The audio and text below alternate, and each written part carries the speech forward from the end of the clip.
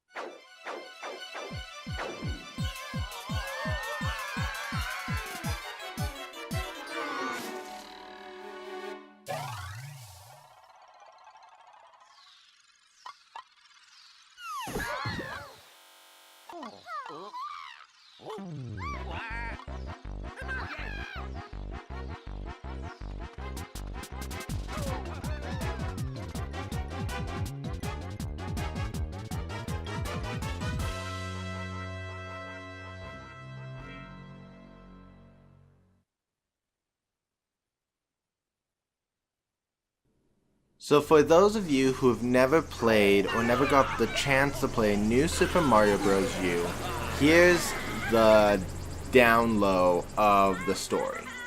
Bowser and the Koopalings have taken over the castle, and they have thrown Mario, Luigi, Toad, and in this game Toadette, across the Mushroom Kingdom all the way to Acorn Plains, which is an area that has not been traveled through by Mario in a previous game before. And in doing so, we hit the Acorn Tree, Super Acorn Tree. So now, all across the kingdom is a new power-up that we can get to. There's also another new power-up through the Yoshi babies. But that's not so much a power-up as it is an item because you carry them. And we're actually going to get a first... Get back here. Okay, I guess that's not going to be our first-hand view of that power-up. And in fact, because I lost the mushroom, we're still going to need to go just a little bit farther.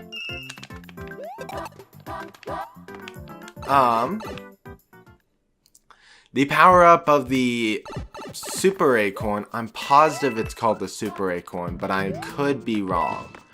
It's been a couple of months since I played Super Mario Bros. U last, so I don't know where all the locations are, and I only remember briefly the early locations because I wanted to play this game with my family. It is up to 4 players. And because I had to set up everything to even play it with them, I decided I wanted to see what each character played like, and it's really cool. I can't wait to show off all the features. Actually, I'm gonna do each level with a different character. That way, they all get their time to shine, and then I have a character limit. Or, maybe a character limit. I haven't decided if I'm going to do a time limit, a level limit, or a character limit. But anyways, because... Where was I on my tangent? I lost my train of thought. The Super Acorn. The Super Acorn has a glide ability. It is basically, if you've never used it before, the Tanuki suit or the Super Leaf from Super Mario Bros. 3, in that you can glide, but instead of pressing a button repetitiously, you just hold it and you fall faster when you don't move. In addition, you also get a little bit of a lift that no other suit, a little bit of a lift mid-air, I should say, that no other superpower up does for the Mario series. Mario is known to have some power-ups that let him fly, the cape feather, the Tanuki suit, the Super Acorn, there's a rabbit costume in an old game. Oh, this thing. I'm pretty sure if you end the level with similar double digits, Toad will call you over and he will give you an item. So if you end with 1, 1, 2, 2, 3, 3, 4, 4, 5, 5, 6, 6, 7, 7, 8, 8, or 9, 9, he will give you a power-up. I don't know if he will do 0, 0 because time ends on 0. But that just gives us a new item here. So I think what I am going to do is I am going to change my character. I've decided now I'm going to do that every level. Because one thing to note is that now I'm back down to 5 lives. Compared to when I was just Mario. And it's because it saves that character's information as you play. So in this particular file, I have Mario with 7 1-ups, Luigi with 5, Toad with 5, Toadette with 5, and Nabbit with 5. But if I were to start up this file later and play it with friends, Luigi could have 25 lives, Toadette could have 4, and everyone who plays with me will have those characters as their saves. So we're basically going to be starting almost the first 5 levels actually, with unique character traits. That's an incorrect phrasing. Unique characters, period. So Luigi plays exactly like Mario, and the same will go with Toad. He doesn't jump high, he doesn't slide around, he doesn't have a a larger hitbox than Mario, which is all fine. There's nothing wrong with that. It would have been super cool if the game took a Super Mario 3D World approach about the characters, where Luigi does have his higher jump. Toad does run a bit faster than the other characters. Toadette has a special ability with her item that makes her float, but that's basically just a special power Super Acorn for Toadette exclusively. Nabbit can run through enemies. It would have been an interesting change to the formula of 2.5D Mario platforms that they haven't done in a 2.5D platformer since Super Mario Bros. 2 or Super Mario Advance, depending on the game region you're from. And by that I mean Japan totally has a different game for Super Mario Bros. 2, The Lost Levels in North America, which North America Nintendo is, I'm gonna regret saying this, but our Nintendo is pretty bad. We do so many changes to our Nintendo games, it makes me sad. And I'll probably talk about those, maybe not in this series because it's not the correct place to talk about it. But I'll probably mention it in the games that are affected by the North American changes. Like, Paper Mario the Thousand Year Door. That's one definite game. Actually, I'll mention it now because I'm very passionate about this change that had occurred. That makes me so sad. There's a character in that game, Paper Mario the Thousand Year Door, or Paper Mario 2. The character's name is Vivian, and the character in North America is a female shadow siren that works for the bad guys that Mario convinces to join him, and she does. In the Japanese version, Vivian, even though the name is Vivian, is a guy, and the dialogue, to my understanding, is completely the same between both Japanese version and North American version. The difference only being the I can't remember the term. I know it's not proverb, but it's the gender identifying word for Vivian changing from male of the Japanese version to female in the North American version. But the rest of the dialogue is all the same. That makes me so hot-blooded about it because it's like, no, only in North America can we change a character just because of political problems happening in the country. Anyways, that's all I really want to say about it. We're going to move on to our first bonus room, which is don't touch the Bowser icon. This particular one is very easy. You just follow Bowser with your eye and hit the other power-ups. They do increase difficulty as you play the game, which is good. And we got the Toadette exclusive power-up, actually, the Power Crown. Super Crown? Super Crown, that's what it's called. There's a whole internet meme about it. If you don't know it, look it up. Maybe don't look it up, it's pretty bad.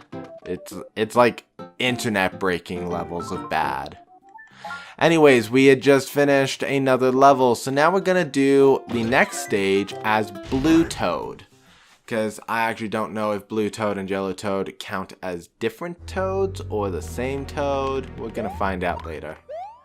It's one thing that I did not look in during my research. Anyways, this is as far as I played on my own. So I know where the 3 star coins, or I quote unquote remember where the star coins are in this stage. But this will probably be where my I know where everything is ability comes to an end. Because I don't know where I'm going. I am planning on completing this game to 100%. So I will be collecting every star coin. I will be doing every stage. Oh, that's how I'm supposed to get up here. I did a very much harder travel to get to that star coin. I'm gonna get every power-up, not every power-up. I'm gonna get every exit, every star coin, play every stage. I really wanted this power-up. Play every stage and just complete the game in its entirety. This is what Nintendo has designed for a game, and I want to showcase all of it as best I can with my skill levels. Another thing, by the way, you'll notice is I don't have a web camera running during this game. Even though I am better, I am gonna try changing up my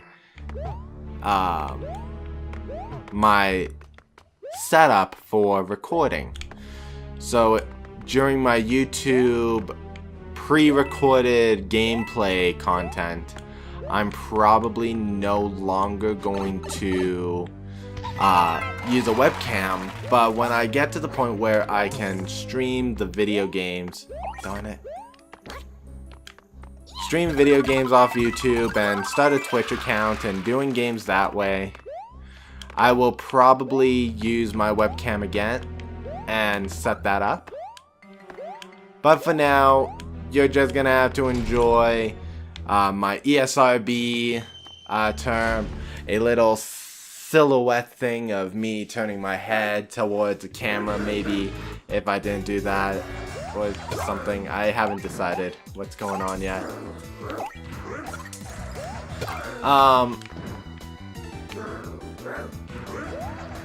I'm trying to think of what else to say before I talk about how easy this boss is. So yeah, my setup for YouTube recording is now different. You guys, if you've seen my first 2 series, know what my face looks like, but of course I'm going to still run a little clip so that you guys have a face behind the voice, which is my biggest thing that I have against YouTube. Anyways, that's basically it. Let's go on to talking about how bad Boom Boom is. Boom Boom is going to be in every fortress. So there was this one here. There's a fortress up there. This path diverges. There's a Boom Boom. Up here's a Boom Boom. We come down here to the forest. There's a Boom Boom. There's a Boom Boom. Basically, you get the point. Boom Boom is everywhere, except for there. That's Kamek. I think they ran out of Boom Booms. I don't like Boom Boom. He's good as, like, this is your first mini-boss. But I feel like he gets overplayed as a mini-boss. Okay, so Yellow Toad and Blue Toad do operate as same Toad. So we are not going to do that. This episode we'll do Blue Toad. Next episode we'll do Yellow Toad. That's how we'll do Toads. This is a terrible level to play as Toadette. I wish I could quit.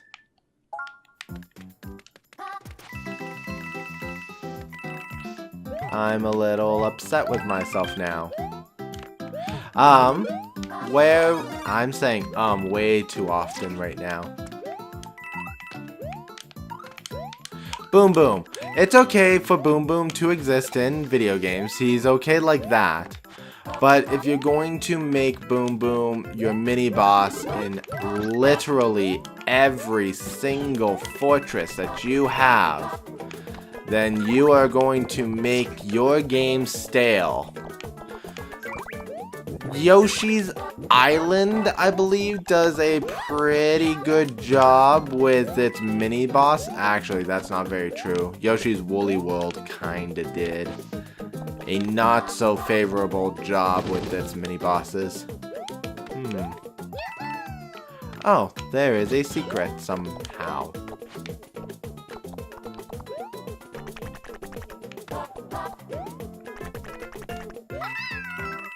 What is going on here?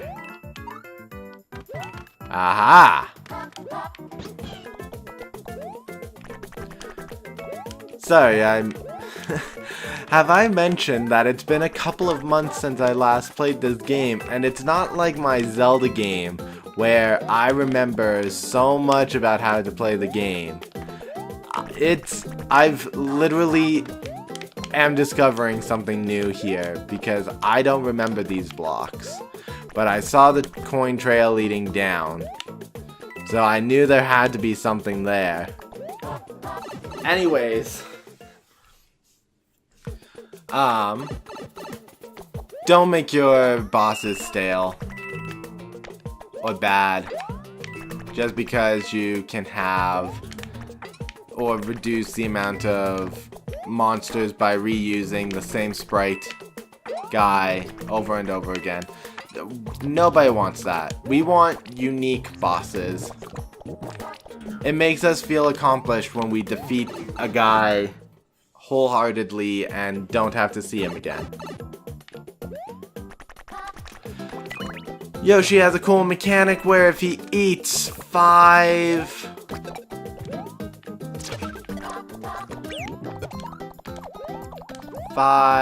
what's the word? Berries. That's the word. You will get a power-up. Is she riding? A quick introduction. This is Peachette, the thing that has broken the internet.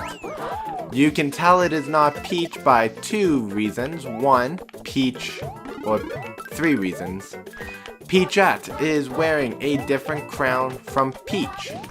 Number 2, she has ponytails. Peach does not, or not even ponytails, she has pigtails. Peach does not wear her hair as pigtails. Thirdly, is Peach, being a royal princess, would not ride a steed like a steed. She would ride a steed like a side saddle, like a princess. Anyways, Yoshi, we've just finished up showing him off basically. He eats berries.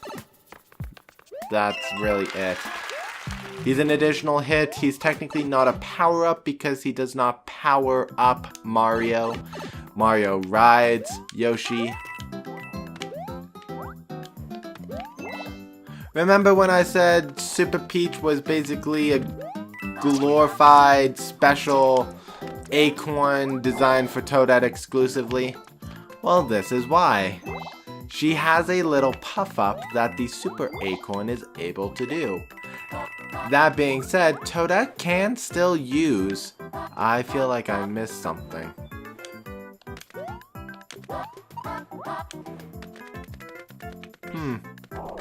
Must be a different game I'm thinking of. Toadette can still use other power-ups like the Ice Flower and the Acorn Suit, but she doesn't become Peach. And Peachette doesn't have a special costume designed to those power-ups. Which is basically to say that Peachette is a really cool character because she is so limited to being a power-up position. Anyways, that is going to be it for Peachette. We are now going to show off the final character in this episode, Nabbit, which is gonna be basically the shortest level you'll ever see. And we're not going to grab the Yoshi because the Yoshi will just slow down Nabbit. And we'll have to replay this level again anyways.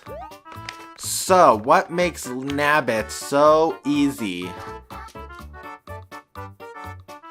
Right there. Monsters will not hurt Nabbit, but Nabbit can hurt monsters. Second, if we find any. Oh. Oh no. This is a perfect stage for Nabbit. He can't do anything. Nabbit doesn't have power-ups that he can use. He can still grab them, which is important to do as Nabbit because... yeah. Nabbit. He's nabbing items. This is actually really good because it means that I absolutely have to come back to this level because I can't get any of the coins. You need to have the baby Yoshis in order to get most of these coins. I did not think about that. That's fine.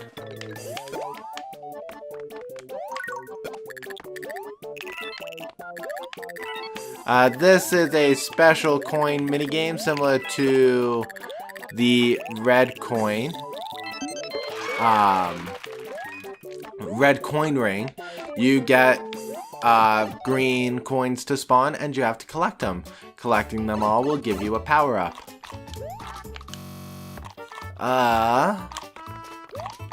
Nabbit. This is technically Nabbit's first game of introduction as a bad guy. But he became first playable in New Super Luigi U, which was basically a downloadable content game for New Super Mario Bros. U, where Mario is no longer in the game and you play as Luigi first, and because Mario isn't in the game, they had to replace him with Nabbit. And Nabbit still had the same abilities as Nabbit in this game. Anyways, that's basically it for the characters of Super Mario Bros. U Deluxe. Excuse me. We played through 5 levels, introducing Mario and Luigi, Blue Toad and Yellow Toad, Toadette, who didn't really get a lot of screen time as Peachette, and Nabbit. In the next episode, I think I'm going to do these 5 levels at a time. It will make my series pretty short, but because I do have to go back and play the Nabbit levels a second time to make sure that they're not purple but blue, I think this series will be going on for a little bit longer than what would be expected. In the next episode then, guys, what we're going to do is we're going to deal with the red stage on the left, the castle. We're going to come back down here to stage 1, 2, Tilted Caves, which is stage 3. That is going to unlock a level over here for stage 4. And we will do the first level of World 2 next time. I'll see you guys all in my next episode. I hope you guys have a wonderful week. And I will probably leave a Twitter post and a Facebook post about how often I'll update this game. I'll see you guys all in the next episode. Have a wonderful day. Bye, guys.